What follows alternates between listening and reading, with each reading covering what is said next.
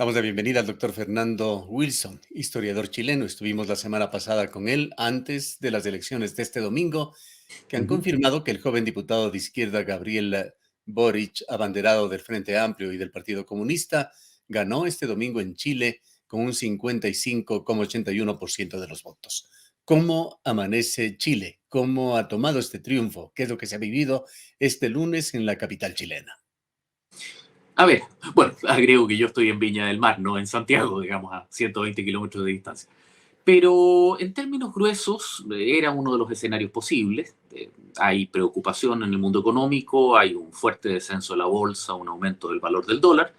Pero por el otro lado, miradas un poquitito más frías confirman que Gabriel Boric tiene un problema concreto que ya comenzó a notarse en su discurso de anoche, su discurso de victoria, donde él mismo reconoció que va a haber que avanzar gradualmente, paso a paso, y que la situación económica, la situación fiscal es restringida.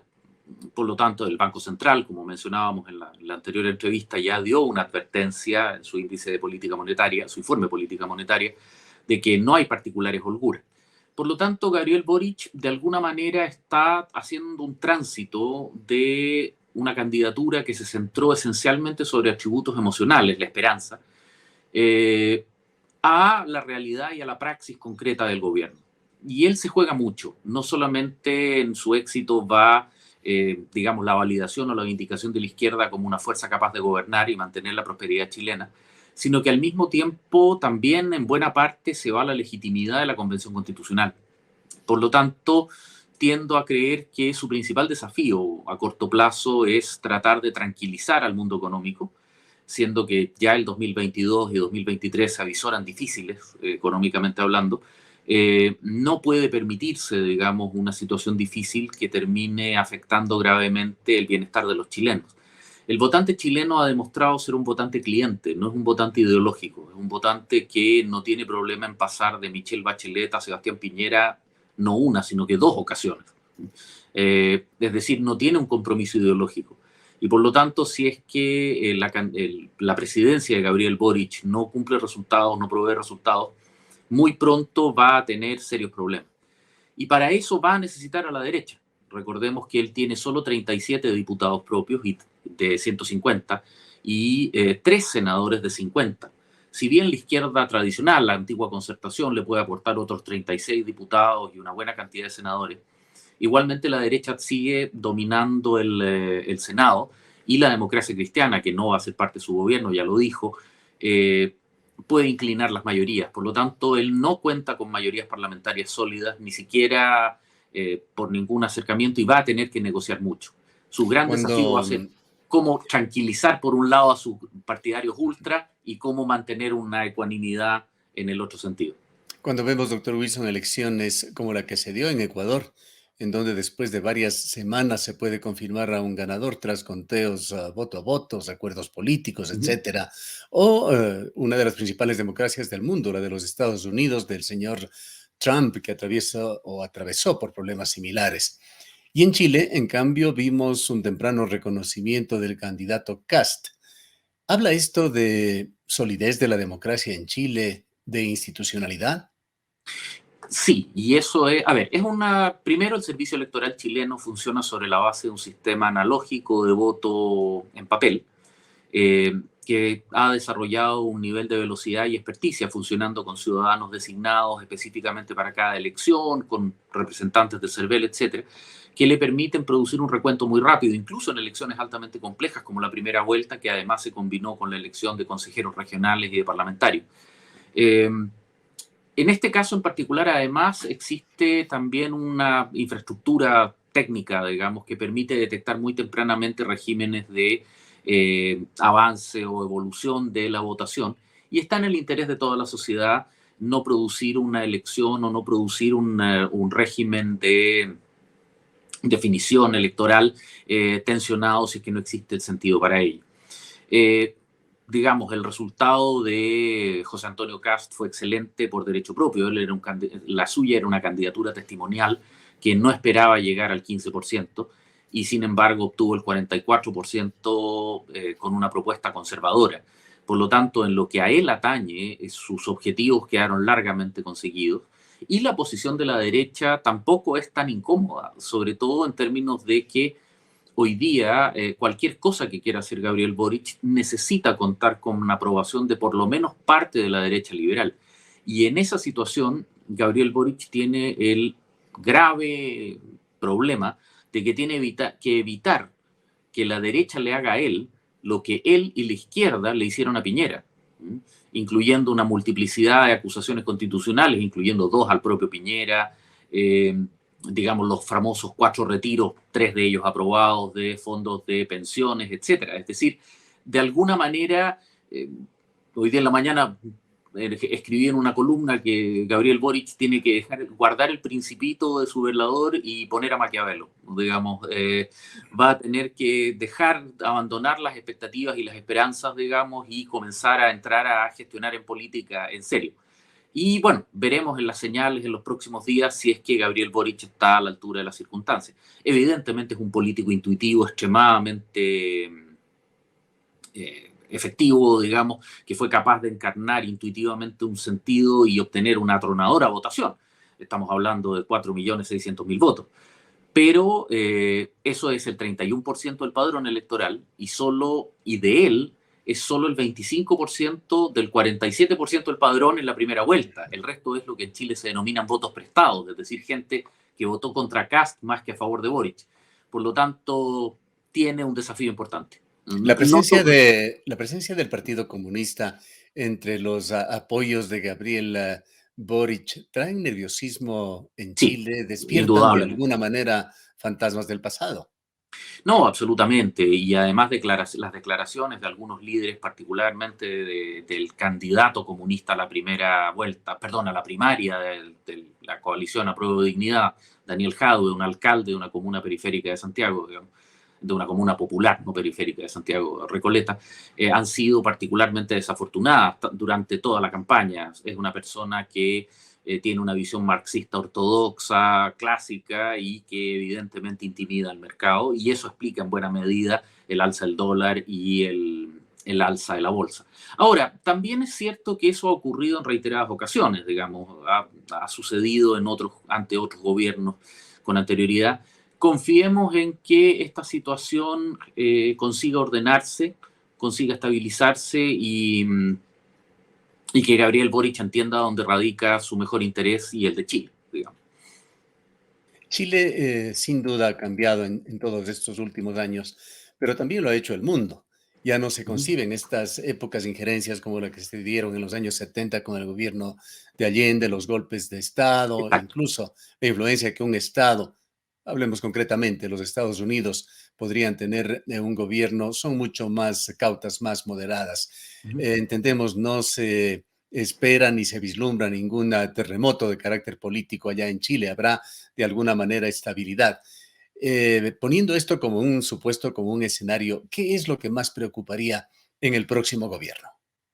A ver, en términos prácticos lo que preocupa es entre comillas, un trancamiento político generado por un Boric que busque mantener una visión, digamos, idealista o testimonial de su programa de gobierno y que esté reiterada y sistemáticamente chocando con un Congreso al que no controla.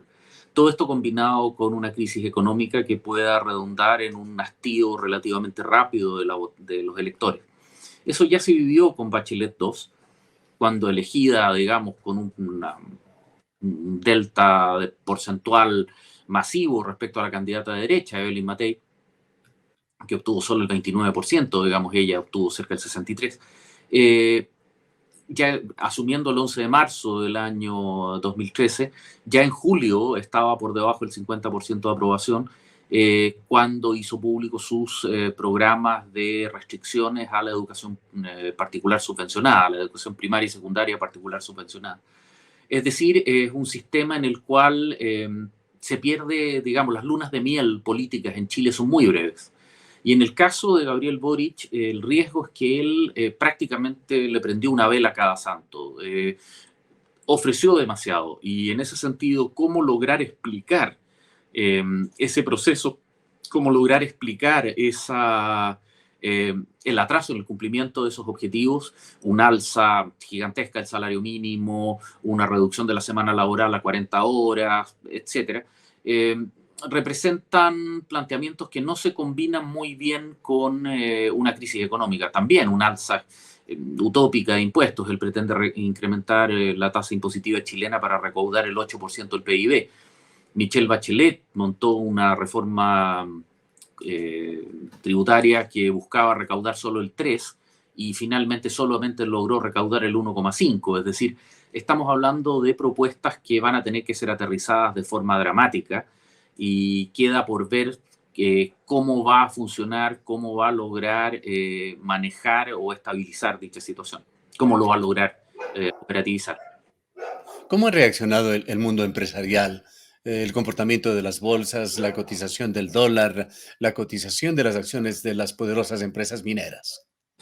A ver, la mayor parte de las empresas mineras son transnacionales, por lo tanto su cotización en Chile es comparativamente, su exposición a Chile en general es comparativamente baja. Pero evidente, la bolsa está reportando, precisamente mientras conversamos, veo aquí al lado que me llega un reporte del IPSA, del índice de precios de las sociedades anónimas, con un descenso del 3,86, que no es tan dramático. Mientras que por el contrario, aunque abrió 7,8 abajo, por lo tanto está en una cierta fase de recuperación. Y el dólar está rebotando, abrió 20 pesos, el dólar estaba el día viernes pasado en 850 pesos, abrió en torno a los 870, bajó 860, volvió a subir 880, va a estar rebotando.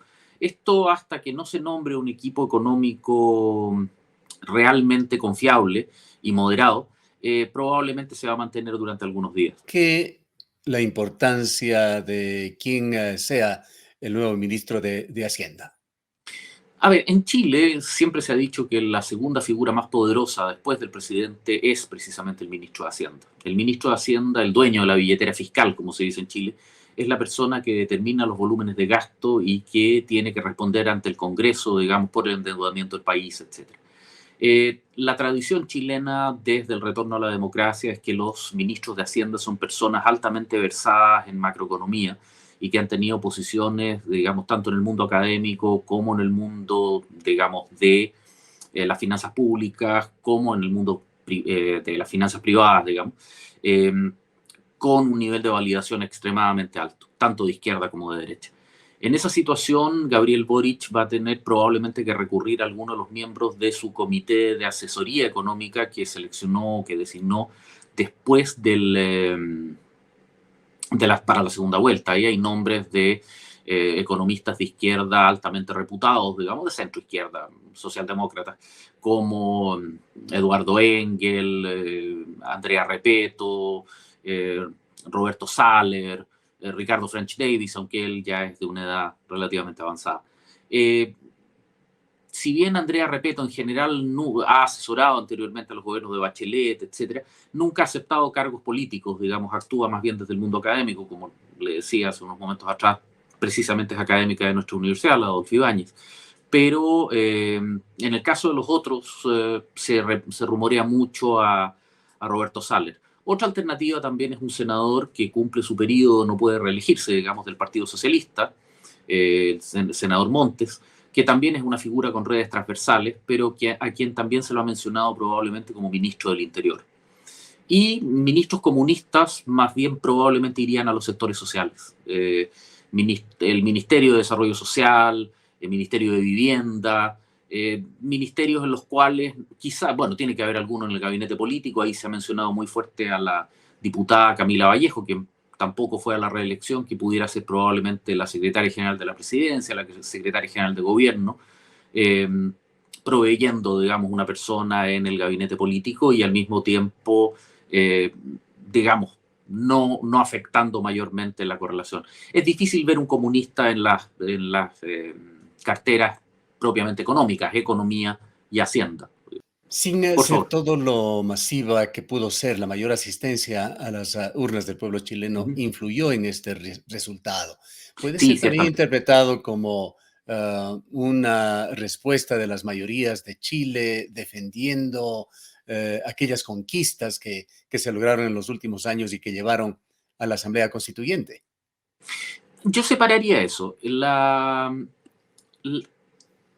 elección para la Asamblea Constituyente favoreció fuertemente a la izquierda. Se desarrolló el 15-16 de mayo en el pic de la segunda ola de contagios COVID y en el debate del muy polémico tercer retiro de los fondos de pensiones.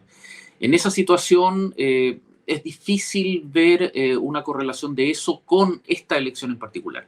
Yo lo que veo acá fue un voto.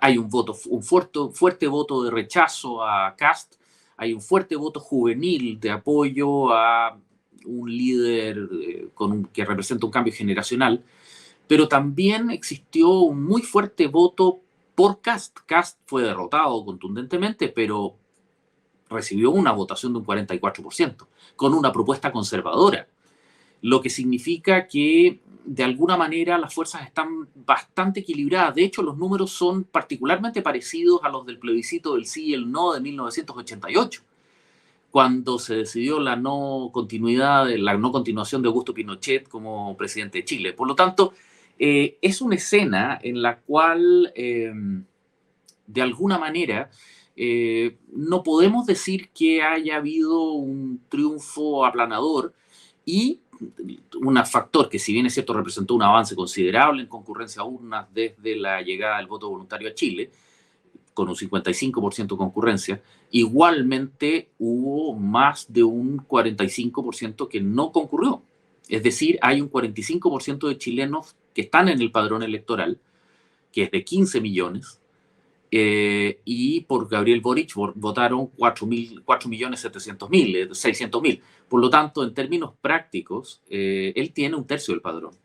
Él no es un gobierno de mayoría, y dentro de ese gobierno, gran parte de los votos son votos prestados. El voto duro de él es el 25% del 47% que concurrió a votar en la primera vuelta. En todo caso, doctor Wilson, ¿qué futuro ve usted a las demandas sociales de las revueltas del año 2011 y del año 2019? A ver, indudablemente el tema de pensiones, todo depende del ánimo político. La reforma de pensiones lleva retrasándose a nivel del Congreso desde hace 10 años. Es decir, es bastante anterior al estallido. Y en esa situación, todo el gobierno de Piñera se perdió con la discusión de hasta 3 proyectos sucesivos, digamos, ninguno de los cuales pudo romper el bloqueo. El gran problema que tiene, el gran desafío que tiene Gabriel Boric es poder satisfacer esas demandas frente a una derecha que puede tener la fuerte tentación de hacerse pagar todos y cada uno de los ataques y agresiones que recibió, particularmente desde el estallido social. Por lo tanto, es pronóstico reservado. Todavía no tenemos las primeras señales políticas ni de uno ni del otro bando. El mensaje que transmitió ayer Gabriel Boric es contradictorio, porque por un lado se mostró moderado, pero por el otro lado reivindicó su programa. Es decir, un programa, como le digo, muy ambicioso. Tenemos que esperar a ver más señales políticas, y las más contundentes van a ser la designación del jefe político de su gabinete, el ministro del Interior, y el jefe económico de su gabinete, el ministro de Hacienda. Algo que normalmente se hace en la tradición chilena posterior al retorno a la democracia durante el mes de enero, para dar tiempo a la transferencia del poder, etc. Pero que en este caso no va a poder esperar tanto, so pena de introducir aún más nerviosismo a una economía que está francamente sobrecalentada y asustada. Por lo tanto, para evitar fuga de capitales y pérdida de confianza, etc., en los próximos días debería nombrarse, por lo menos tentativamente, o dar señales muy claras de moderación. Si no, Gabriel Boric enfrenta un panorama complejo. Finalmente, doctor Wilson, en este reordenamiento que han sufrido las fuerzas políticas de Chile, con este triunfo de la izquierda, con el apoyo del Partido Comunista, este ascenso también como protagonista en la política chilena de la ultraderecha, ¿en dónde quedan las fuerzas tradicionales de centro-izquierda que entre 1990 y el 2010 condujeron a la transición democrática bajo ese paraguas de la concertación en Chile? A ver, ellos parlamentariamente tienen una representación bastante poderosa. Tienen cerca de 18 senadores y tienen 36 diputados. Es decir, tienen una representación parlamentaria que es más poderosa que el pacto de ultraizquierda Apruebo Dignidad.